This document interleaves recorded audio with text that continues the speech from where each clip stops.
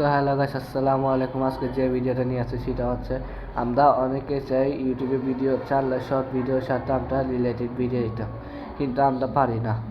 So কেমনে related video দিতে হয়, মানে এটা শর্ট ভিডিও ছোটো দিলে এর বড়টা যেটা আছে ফুল ভিডিও সেটা দিতে হয়, কিন্তু দিতে হয়। তো আজকে দেখাবো কেমনে করতে হয়। প্রথমে আপনারা ইউটিউবে চলে যাওয়ার পর আপনারা দেখতে পাচ্ছেন অ্যাকাউন্ট অপশনে ট্যাপ দেবেন।